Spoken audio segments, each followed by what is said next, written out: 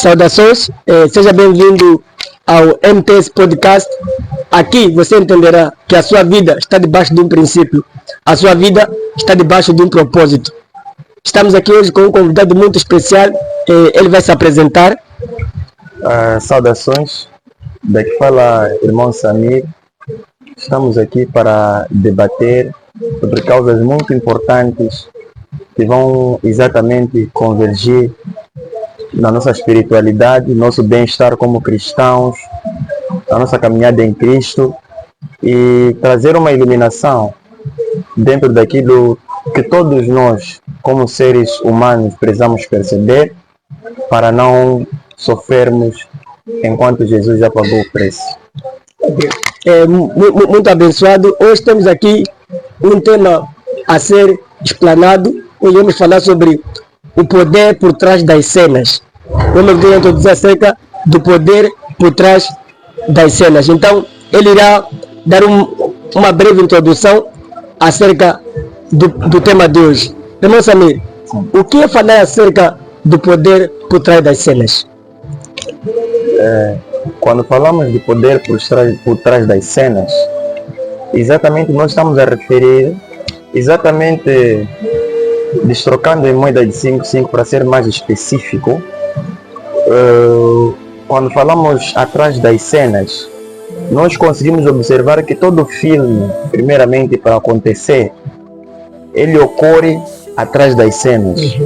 Faz-se no backstage para haver a concretização dentro do estúdio, né? Ou seja, para sair o próprio filme, aquele que nós vamos ver, qualquer que seja gospel ou não, primeiro é feito um trabalho, e esse trabalho é feito atrás das cenas.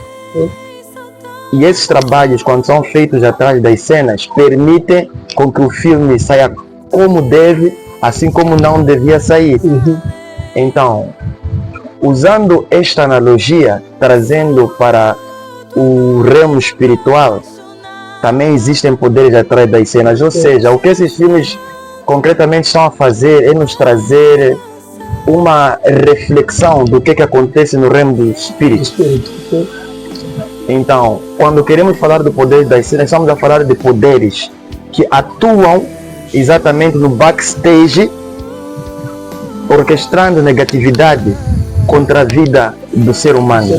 Poderes que aparentemente não conseguimos ver a olho nu, mas os resultados, que são aquelas situações adversas, aqueles problemas inesperados que começam a acontecer. Então, este é o resultado, na maior parte das vezes, de poderes atuar por trás das cenas. Exato. É uma explanação muito abençoada. Olhando mesmo do poder por trás das cenas, olhando para os problemas que as pessoas têm vivido, olhando para as circunstâncias que as pessoas têm vivido dia após dia, conseguimos perceber que há um poder por trás de cada acontecimento. Exato. É isso? Sim, há um poder por trás de cada acontecimento, porque, como eu digo, muitas coisas que atualmente nós conseguimos ver no ramo físico, o ramo físico é reflexo do que acontece no espírito. Então, quando trata-se exatamente das coisas espirituais e poderes atrás das cenas, estamos a querer dizer o seguinte: primeiro é concebido o ataque espiritual no ramo do espírito, para posterior dar a luz no físico. E estas situações todas são feitas atrás das cenas. Por isso que nós não conseguimos ver e nem saber de onde veio, senão não seriam poderes atrás das cenas. Ok. Poder atrás das cenas é um tema muito profundo, muito profundo. Olhando para o Evangelho, olhando para o cristianismo, será que existem esses poderes por trás dos pregadores, por trás da mensagem? Exatamente, existem muitos desses, porém, infelizmente, como a palavra do Senhor diz no livro de Oséias 4:6, que o meu povo sofre por falta de conhecimento, o Senhor Deus foi muito específico, não fez acepção de pessoas, tipo, os meus pastores é que não sofrem, ou somente a igreja. Ele só disse: todos são o meu povo, nós que pertencemos à nova Israel espiritual. Então, quando se trata desses poderes no Evangelho, nós conseguimos observar que, em parte, há uma demanda de exatamente de supostos ou aqueles que alegadamente queriam servir a Deus, mas abandonam o Evangelho da verdade para se conectar ao Evangelho iludidos pelo poder, em que eles querem mostrar como eles profetizam, como eles têm visões, como eles exatamente são maduros. Mas o cristianismo não é de tanto mostrar, é do quão você é íntegro diante de Deus. Porque a reputação é o que as pessoas te veem, mas a integridade é como Deus te vê. Então, devido a esta demanda pela busca do poder, as pessoas acabam se submetendo a certas situações exatamente inesperadas. Ou seja, o inimigo acaba detectando exatamente essa vontade, às vezes por nossas expressões, por nossas atitudes, que temos aquela ânsia pelo poder. Então, aquela informação traslada desde o ramo físico para o ramo espiritual. Então, os espíritos, depois de terem esse conhecimento, o que acontece? Há uma orquestração no ramo dos espíritos, em que, maioritariamente, não digo que é só este, mas maioritariamente, o servo de Deus vai receber um ataque. Mas que tipo de ataque? Se através a partir do ramo das águas, o reino marinho, em que a pessoa está ali em chamas, mas de repente aparece uma mulher. E aquela mulher, sempre o objetivo dele quer casar com ele. Às vezes pode aparecer como uma situação que ela está a sofrer, mas o objetivo final é conseguir atacar aquele homem de Deus. Esse ataque não vem só porque pronto, mas o objetivo sempre o final é abater, porque uma vez abatendo um servo de Deus, mais almas são cativadas no reino das trevas. Então, essa pessoa, para vir ao encontro desse homem de Deus, ela não vem somente por vir. Ela, para vir, há uma orquestração espiritual que já foi concebida no espírito a partir da informação que foi observada pelo homem de Deus. E depois de ser cativada dessa informação, é feita a orquestração, concebendo no espírito, dando a luz no físico, seja através do reino marinho, reino animal, reino humano, reino da floresta, reino desse. São muitos reinos. Então, dentro desses reinos, de acordo com o objetivo do ataque das trevas, eles fazem essa orquestração atrás das cenas com o objetivo de abater aquele homem de Deus. E ele adivinha, e esse abate vem exatamente com o objetivo, ou seja, de que forma? Com aquilo que o pastor gosta. Porque se vier com chifres, o pastor há de orar. É muito abençoado. O poder por trás das cenas. É claro que o Amado disse aqui que o não consegue ler através das expressões, através da maneira como uma pessoa fala, como uma pessoa se comporta, que essa pessoa anseia pelo poder. No cristianismo, falar de poder no cristianismo, o que é falar de poder no cristianismo? Está escrito na palavra do Senhor, livro de Salmos, de Atos, capítulo 1. A posterior, se não estou em erro, no versículo 8, disse: mas a todos quanto receberam, deu-lhes o poder de serem feitos filhos de Deus, o Deus Altíssimo. Então, a partir do momento, primeiramente, que nós aceitamos, recebemos a Cristo como nosso Senhor e Salvador, a Bíblia diz que nós somos transportados das trevas para o reino do seu Filho amado, ou deste mundo para o reino do seu Filho amado. E uma vez transportados, nós encontramos na plataforma que se chama Reino dos Céus. O Reino dos Céus quer dizer, ele domina exatamente, ou seja, é regido por Cristo. Então, entrando lá no Reino dos Céus, nós poderemos encontrar, por exemplo, quando a palavra do Senhor diz: eis que é chegado o reino dos céus. Uma das abordagens, o Senhor Jesus dizia numa explicação: é chegado, vão e diga a João que é chegado o reino dos céus, e os mortos estão a ressuscitar, os enfermos são curados. Significa que a demonstração de que nós já entramos no reino dos céus é a manifestação do poder de Deus. Porque a nossa pregação não consiste em palavras de sabedoria humana, mas em espírito e demonstração de poder, significando que quando você aceita, recebe o Filho de Deus, como aceita Cristo, recebe Cristo, você é transportado para o reino dos céus. Sendo transportado, você é transformado. Quando você é transformado, você recebe impactação, e aquela impactação dá-te poder. E recebendo o poder, você recebe graça, e a graça vem acompanhada com unção. E é nesse momento que você ora, manifestações acontecem. Ok. Poder, né? A administração foi muito abençoada. Hoje em dia, toda a gente é atraída por poder. Exato. Toda pessoa tem poder, seja cristão ou não, toda a gente anseia pelo poder. Exato. Nesse desejo que as pessoas têm pelo poder, é fácil ser adulterado, ou seja, um cristão ou um pastor que consegue ver nos outros poder nas suas igrejas, consegue ver manifestação de poder, e na sua igreja não. A pergunta que nós temos a fazer é: será que é possível que você pregue o evangelho sem a manifestação de poder? Ou seja, formando bem a questão, será que a manifestação de poder resume-se na manifestação física das pessoas na igreja? Ok. Indo direto à sua questão, né, mas que já deu uma boa conclusão aqui no término, quando falamos dessa demonstração de poder, a sua reflexão não consiste apenas em a pessoa cair no chão, só gritar na igreja. Mas se um dia você acidentar com um carro, alguns efeitos vão se ver no teu corpo. Significa que quando você entra em choque com o poder, a manifestação do poder de Deus é a palavra de Deus. Quando você entra de encontro com o poder de Deus, a palavra de Deus, a manifestação não é somente física. Física às vezes é um reflexo dependendo do caso que se encontra.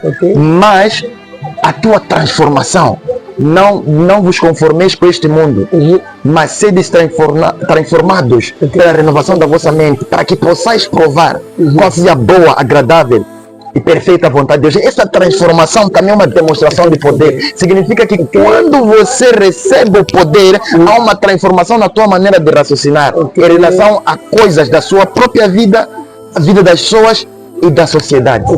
Então não se restringe apenas em cair no chão, mas também na mudança de comportamento.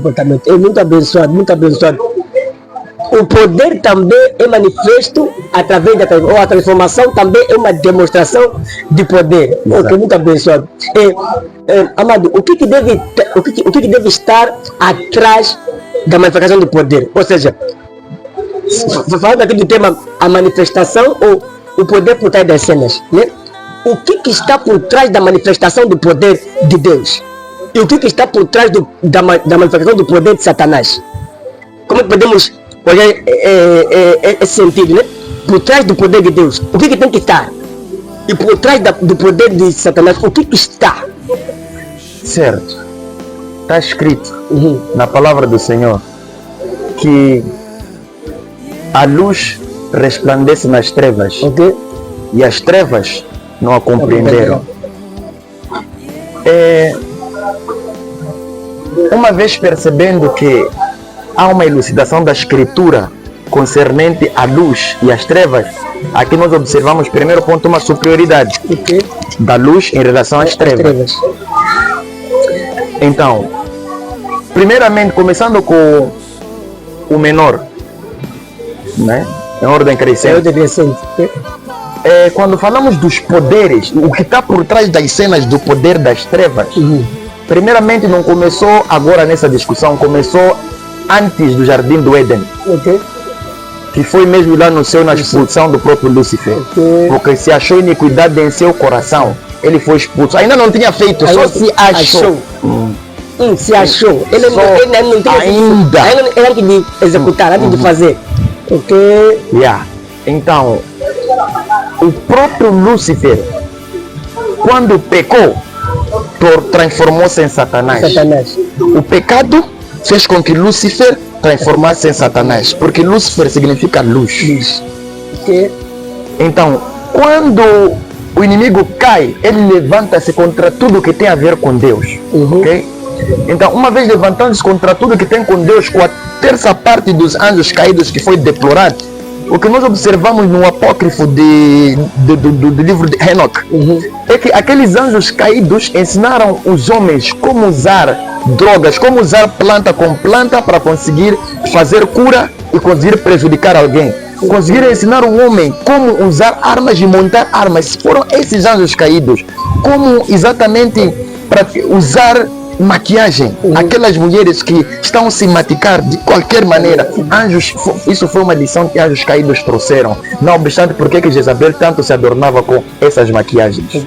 Então, significa que por trás do poder das trevas tem esses espíritos contrários, ok? Esses espíritos contrários que não tem nada a ver com Deus, entende? Então, para poder alcançar exatamente a manifestação desse mesmo poder das trevas, há necessidade de pactos. Não há manifestação sem pacto. Você consegue observar que tem pessoas que matam antequeridos, matam seus familiares, seus pais, matam pessoas amadas em busca desse poder, mas o poder não é só para cair no chão, para ter bens, propriedades, para ter nome na sociedade, ter dinheiro, ser conhecido como alguém, ok? Então, como eu dizia, não há poder sem pacto, significa que é o pacto que está por trás do poder das trevas.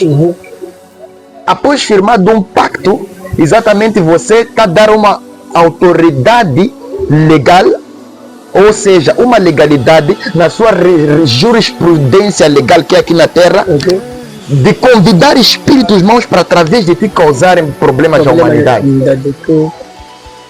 Não sei se deu para perceber um pouco, ou melhor destrocar mais. Pode destrocar melhor. Certo. Então, praticamente essas pessoas, para poder alcançar a manifestação do poder das trevas, elas consistem normalmente, nós quando vamos ler o testemunho daqueles irmãos que recentemente se converteram, por exemplo, o Emmanuel Enem, já há aproximadamente 10, 15 anos atrás, uma das reportagens é que a pessoa em algum momento, mesmo que queira buscar a Deus, às vezes por causa daquela ânsia de querer boas coisas na vida, ela acaba saindo e buscando por métodos supersticiosos, ou seja, cortamatos, não gostam de obedecer o processo. Eles querem, quer dizer, a urgência, como diz no meu livro, por que nós vamos dizer por aparências, né? Quer dizer, a urgência pelo cumprimento das aparências faz com que pessoas usem cortamatos para alcançar o sucesso. Então, no momento que eles estão nessa busca, o inimigo, após detectar, porque Satanás não lê o coração, a Bíblia somente diz: só o Senhor é que conhece o coração do homem, e só o Senhor é que muda. Apenas o inimigo pode conhecer se você começar a falar, fazer pelo que você demonstra exteriormente. Ok? Então, uma vez exatamente que a pessoa é detectada que há um desejo inflável dentro daquela pessoa, aqueles espíritos fazem uma orquestração em que dentro de algum tempo, fora de tempo, ou dentro de algum tempo, você conhece alguém. E aquele alguém acaba te submetendo a certos vícios. Dizem, não, porque a pessoa não pode ser influenciada. Não depende da pessoa. Depende da unção daquela pessoa carrega, que veio até você. Então, a unção daquela pessoa é que exatamente toca você ao ponto de seguir aquilo. Por isso que as pessoas que não são espirituais dizem: ela se bebeu foi porque quis. Não foi porque quis, foi porque a unção que você trouxe é que coagiu aquela pessoa para beber. Então, no momento que a pessoa começa a entrar nos vícios, chega uma fase que as coisas começam a definhar. Então, também há de vir outra pessoa e para vamos lá, conheço um tio, um babalaô, um mulaula, vai te ajudar. Então, a pessoa começa a ingressar nas ondas do curandeirismo. E uma vez você entrando no curandeirismo, você está a um passo de entrar na feitiçaria. Não existe curandeiro e feiticeiro. Estou a dizer você que acabou de entrar em busca de querer solução, ora está doente aqui, ora tem um problema. Você logo que entra para o curandeirismo, você está a um passo para a feitiçaria. Então, no momento que você começa a despender o seu tempo nessas práticas, nós percebemos pela escritura a constância, ou seja, a Bíblia diz assim: onde estiver vocês dois a orar, né, eu me faço achar. A constância em alguma busca atrai uma entidade espiritual. Ok. Então todo homem que estiver a orar há de exatamente atrair essas entidades espirituais. Então, atraindo para si, quer dizer, chega uma fase que firma-se um pacto, ele gradua de nível de curandeiro, torna-se feiticeiro. Depois, ele faz o quê? Faz o mestrado, que torna-se satanista, que é profeta de Satanás. Ok. Yeah. Essa revelação, como eu estou a dar aqui, é muito forte, né? As pessoas, pela sede do mediantismo, ou seja, queremos coisas em Deus, mas queremos as coisas em Deus em nosso tempo. Então passamos por passar por caminhos que, em vez de nos dar o devido poder de Deus, acabamos atraindo um poder estranho. Exato. Que faz com que nós tenhamos o que queremos. Exato. Mas o que nós queremos, da maneira que nós conseguimos, faz com que algo em nós ou prejudique o nosso verdadeiro destino em Deus. Sem querer lhe cortar, ou melhor dizendo, tudo que você está com pressa para obter, você está imaturo para ter. Ok. Tá forte. Amado, o que está por trás do poder de Deus? Muita gente quer o poder de Deus, muita gente acessa o poder de Deus, mas por causa de não conseguir, será que é tão difícil acessar o poder? O que está atrás do poder de Deus? Não é difícil, mas a resposta é a mesma. A partir do momento que você está em busca de algo, exatamente, que em algum momento você não está na fase, você está imaturo, ok? Mas há um porém, existe aquela vontade, porque Deus não vai te dar algo para você desperdiçar. O poder de Deus é dado com utilidade, primeiro ponto. Ok. Mas antes de tudo isso, Gênesis de tudo isso é, a palavra do Senhor diz, cada um viva na vocação com que foi chamado, porque assim podereis entrar nos céus pelas portas. Para cada vocação que você foi chamado, há um nível de poder que foi especificado só para você. Mais ninguém na Terra. Para todo ser humano há um nível de poder que foi especificado. E para alcançar, exatamente, é impossível sem carregar a cruz. Primeiro ponto. Segundo ponto. Profundo. Segundo ponto. O que eu gosto até de explicar aos meus irmãos novatos na fé, né, é que ao invés de se preocupar com busca pelo poder, que é o evangelho de enganação, preocupem-se na intimidade com Cristo, na intimidade com o Espírito de Deus, porque o Espírito de Deus é a manifestação do poder de Deus.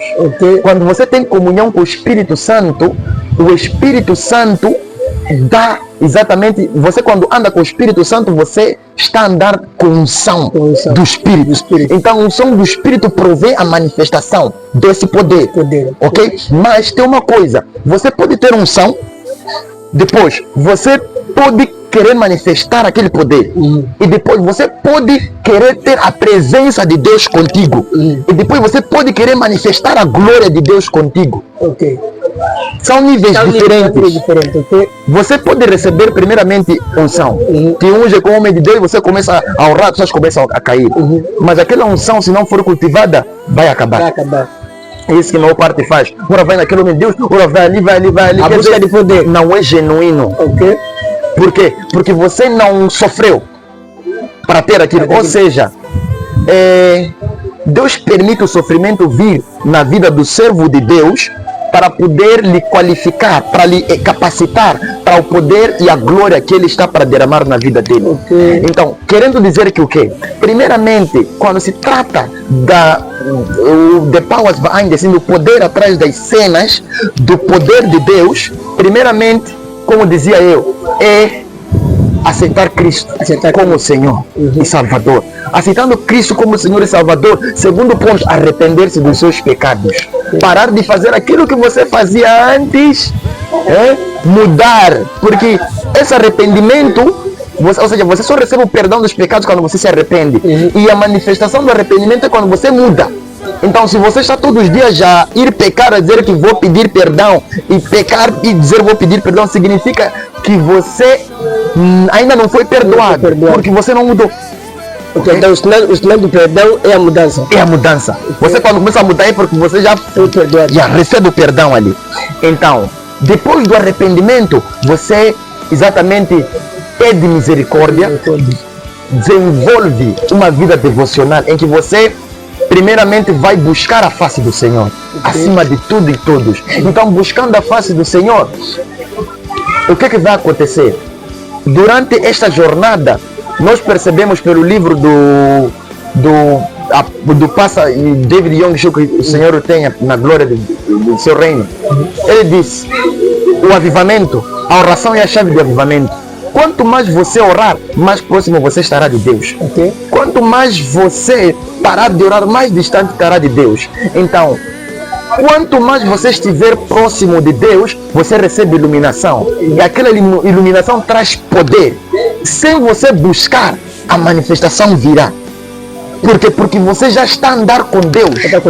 Então, você, uma vez conectado à fonte, você torna-se um instrumento vivo nas mãos de Deus. Por isso que quando você vê uma cura acontecer na igreja, aí só não diz obrigado pastor, diz obrigado Jesus, porque a chave de fenda não é chave de fenda se o mecânico não pegar para apertar parafuso. O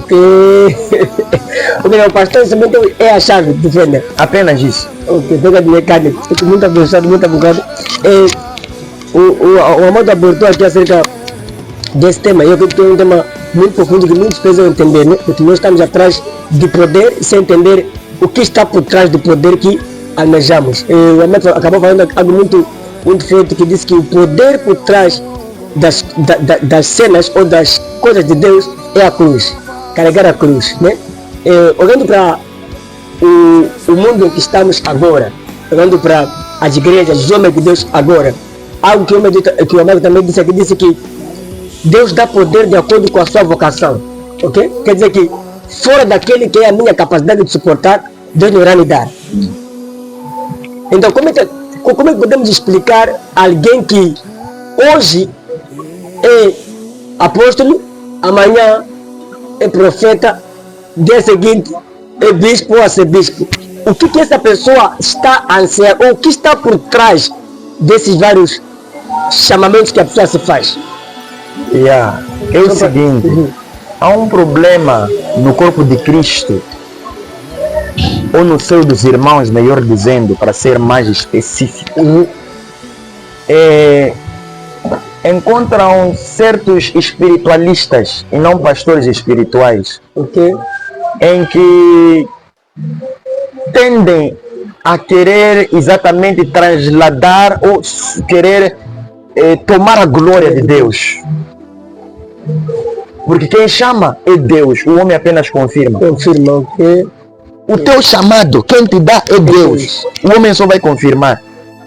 Deus vai te entregar um chamado que é teu. Tá bom, vou te dar um exemplo. Eu sempre gosto de usar essa analogia, que o físico é o reflexo do espírito. Você é apóstolo, profeta, depois é evangelista, é doutor, mestre da lei, ou depois é evangelista. Claro que tem algumas exceções, né? Que pelo chamado de Deus, nós aprendemos pela escola profética que qualquer um pode ser profeta, né? Seja chamado para profeta com seu ofício profético, ou aquele que foi exatamente impactado. Tá já vendo? Ok. Mas existe aquilo que na íntegra você foi chamado por Deus para fazer aqui na terra, ok? Algo específico. Exatamente para você fazer aqui na terra. Então, este chamado você somente recebe da parte de Deus. E quando encontra um homem de Deus que anda em retidão, você vai receber a confirmação desse chamado. O problema é que a pessoa quer estar na igreja, quer viver a vida como ele quer, e somente sair numa igreja porque pronto ele está. Acredita, eu para saber do meu chamado, a pessoa que foi falar isso, eu nem conhecia, só falou em Maputo. Eu mandei passear, fui estudar engenharia. Tá entendendo? Não porque ignorei, mas porque eu preciso deixar com que Deus manifeste as coisas ao seu tempo. Porque eu não posso correr porque ouvi alguém falar. Eu tenho que esperar que Deus me dê aquela certeza de que de fato é o meu chamado.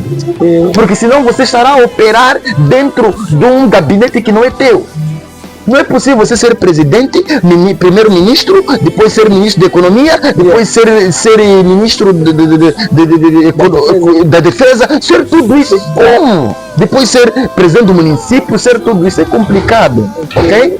Então significa que sempre, por exemplo, a palavra do Senhor quando fala no livro de Jeremias, profeta Jeremias, que desde o ventre da tua mãe eu te conheci. E as nações te dei para o profeta. Significa que desde o ventre da tua mãe você já tinha sido dado um chamado. Desde antes do sêmen do teu pai encontrar-se com o óvulo da tua mãe, Deus já sabia qual era o teu chamado. Então a luta tem que ser para descobrir esse chamado. Sim, e porque é importante aqui nós sabermos ter uma diferença.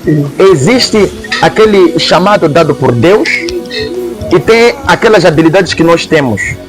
Por isso você deve encontrar em algum momento uma pessoa que foi dado a profeta das nações, mas ele tem negócios dele. Vai ver? São algumas habilidades que Deus nos dá para com uma reflexão com a eternidade, nós usamos os recursos para avançar o reino de Deus. Muito abençoado, muito abençoado. Está sendo muito abençoado. Não sei. Amado, quais são as suas últimas palavras a respeito de qual é o conselho que você dá aos nossos jovens que nos assistem, aos nossos seguidores? Qual é o último conselho que você dá acerca disso? Neste momento, o meu maior conselho para todos esses irmãos é que voltemos para a cruz. A palavra do Senhor diz que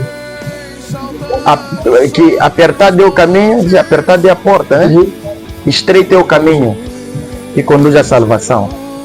Significa que para sermos salvos, respondendo, né, a pergunta retórica implícita que estou a fazer, ficarão de fora os cães, os feiticeiros, os mentirosos, os fornicadores, os adúlteros, todo aquele que ama e pratica mentira. Voltemos ao primeiro amor. Muito abençoado. Esse aqui é a MTS Podcast, trazendo clareza e direção para a sua vida. Partilhe esse vídeo, comente e permita que mais pessoas possam ter acesso. Deus abençoe você. Até o próximo vídeo. Shalom.